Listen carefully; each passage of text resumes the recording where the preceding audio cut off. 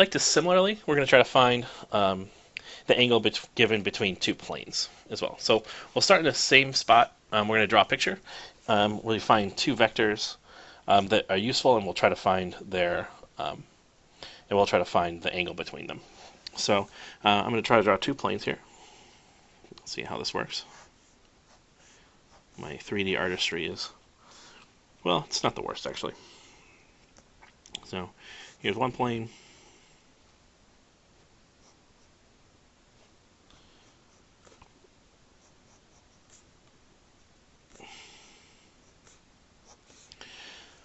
So here's a picture of a plane and a second plane that are intersecting. They intersect along this line. This dotted line is interpreted as the planes underneath or behind this bottom plane. And what we'd like to do is what we want to do is try to figure out what is the angle in between them. I'm going to draw in normal vectors to each of these planes, and then we'll take maybe a different perspective here. So we'll maybe call this, these are normal vectors to the respective planes. We'll call this normal vector 1 and normal vector 2. And as you can see, this picture is nice, but it doesn't really, as drawn, doesn't really help us the most, because I'm having a hard time seeing where the angles might be. What I'm going to try to do is I'm going to take this picture, I'm going to rotate it so I'm looking like head on at the intersection of these planes. So I'm looking directly at down this line. And I'm going to see the two vectors pointed, and we'll draw them so they meet, or so they intersect at least. And we're going to see these planes, by looking at them head on, they're going to look just like two lines, but they're going to go into the page. So if I do that, I'm going to get this. I'm going to have this bottom plane, this top plane, and then coming off of it, here is that first normal vector, or I guess technically I wrote this N2. And here's the first normal vector. And by this, it's pretty clear what would naturally be the angle to define as the angle between these two planes, and it's got to be this one.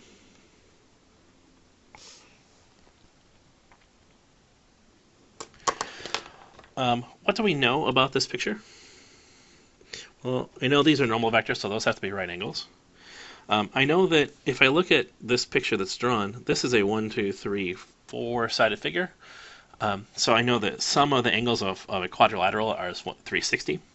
That's 90 and that's 90. That means that these two angles have to add up to 180. Since these angles add up to 180, if I wanted to, I could label this angles 180 minus theta. And straight lines make 180 degrees. So I think that I could also very successfully claim that the angle between the two normal vectors is also theta.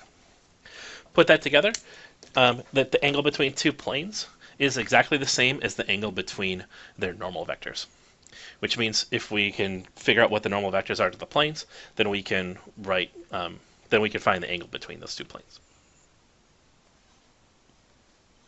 Let's put that analysis together to write down a formula, and then we'll solve at least one example here.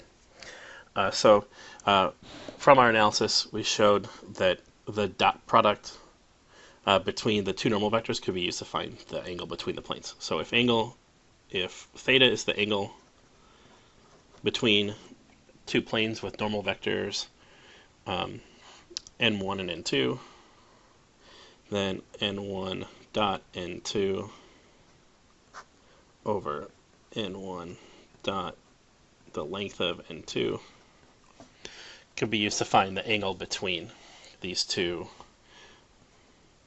where n1 and n2 are the normal vector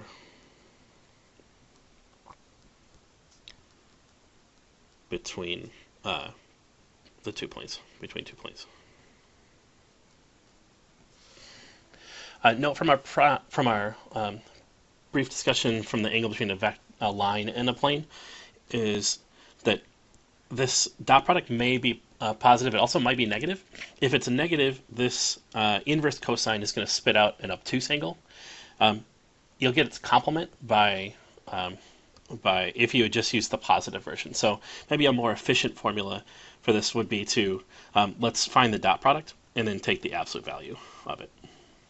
That way we always are plugging in a positive number in, so we'll always go directly to the acute angle between these vectors, which is the angle we want to report anyways. Let's quickly find the angle between these two planes. Plane 1 has equation here. I think if this is plane 1, then the normal vector for plane 1 is 1, 1, minus 1. The normal vector for the second plane is 2, negative 1, 3. So the cosine of the angle between these two planes is equal to, and we'll use absolute value here to, so we don't have to worry about converting this angle later, should be n1 dot n2, so 1 times 2, 1 times minus 1, and negative 1 times 3. We'll use absolute value here so that we don't have to convert this later. And this should be divided by the length of n1, 1 squared plus 1 squared plus 1 squared, square root of that, times,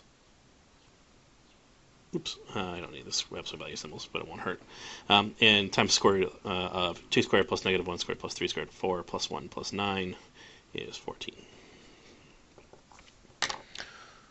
So this is equal to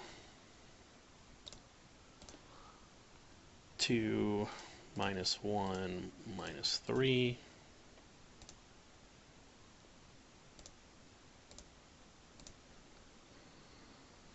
over the square root of 3 times the square root of 14.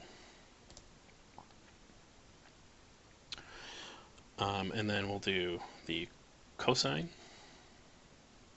the inverse cosine of this value, and we'll make it positive by just subtracting, eliminating the negative sign. So theta is equal to the inverse cosine